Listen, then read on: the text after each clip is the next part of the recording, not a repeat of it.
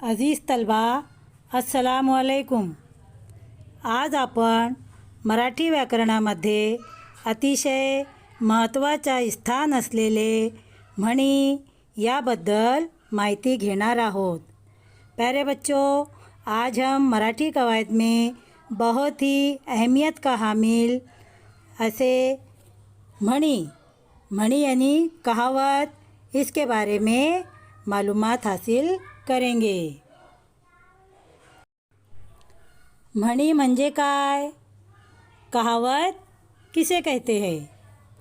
म्हणीमुळे भाषेत चटकदारपणा येतो। कहावतों से ज़बान में लज्जत पैदा होती है। अलंकारामुळे जसे शरीर अधिक सुंदर दिसते, तसे म्हणी भाषेचे अलंकारच असतात। जिस तरह ज़ेवरात की वजह से खूबसूरती पैदा होती है, इसी तरह ज़ुबान में कहावतों का इस्तेमाल करने से जीनत पैदा होती है। म्हणीमध्ये मोठा अर्थ दडलेला असतो।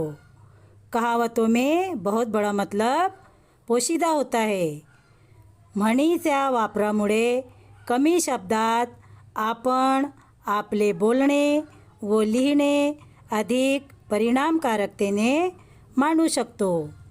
कहावतों के इस्तेमाल से हम बहुत ही कम अल्फाज में अपनी तहरीर और तकरीर को बहुत ही मौसर तरीके से पेश कर सकते हैं।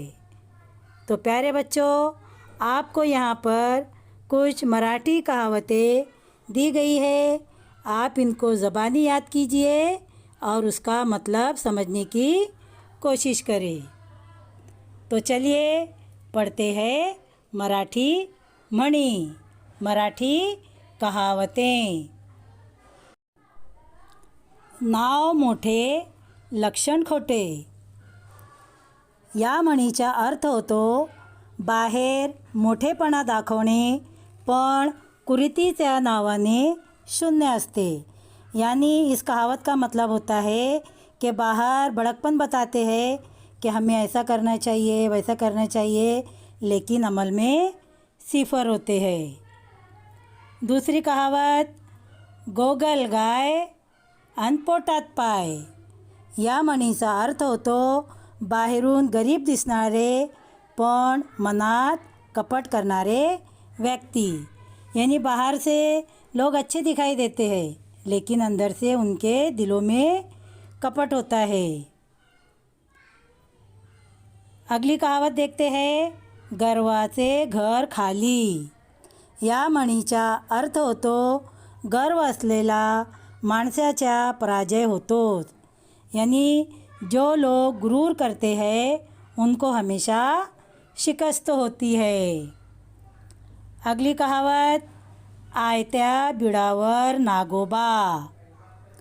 या म्हणीचा अर्थ होतो एखाद्याने स्वतःकरिता केलेल्या गोष्टीचा दुसऱ्यांना फ़ायदा घेणे।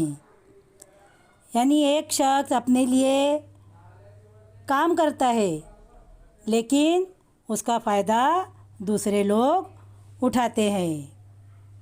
अगली कहावत, खाण तशी माती।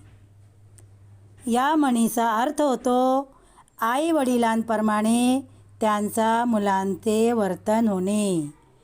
यानी जिस तरह माँ बाप की तरबियत होती है, वैसे बच्चे परवरिश पाते हैं।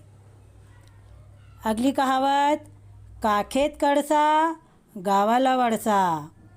या म्हणीचा अर्थ होतो जवळच असलेली वस्तू शोधण्यासाठी दूर जाणे। यानी चीज़ हमारे नज़दीक होती है और हम उसे दूर ढूंढने के लिए जाते हैं, तब इस कहावत का इस्तेमाल किया जाता है। अगली कहावत देखते हैं, इकडे आळ तिकडे विहीर। या म्हणीचा अर्थ होतो दोन्ही बाजूंनी संकटात सापड़ने। यानी दोनों तरफ से मुश्किलात में पड़ जाना, कि हम इसके तरफ से साइड ले या उसके तरफ से बोले, दोनों के बीच में बोलने वाली की फजीत हो जाती है, वो मुश्किल में पड़ जाता है। अगली कहावत देखते हैं। आधी पोटोबा मग विठोबा। या म्हणीचा अर्थ होतो प्रथम पोटाची सोय नंतर देवधर्म करने। यानी अगर हमको भूख लगी होती है तो पहले हम खाना खाते हैं और फिर इबादत करते हैं। अगली कहावत देखते हैं। अति शहाणा त्याचा बैल रिकामा। या म्हणीचा अर्थ होतो जो मनुष्य फार शहाणपणा करायला जातो त्याचे काम मुळीच होत नाही।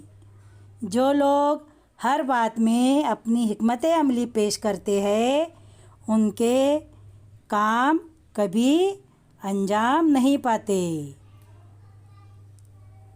अगली कहावत देखते हैं। अति तेथे माती। या म्हणीचा अर्थ होतो कोणत्याही गोष्टीचा अतिरेक हा परिणामी नुकसानकारक असतो।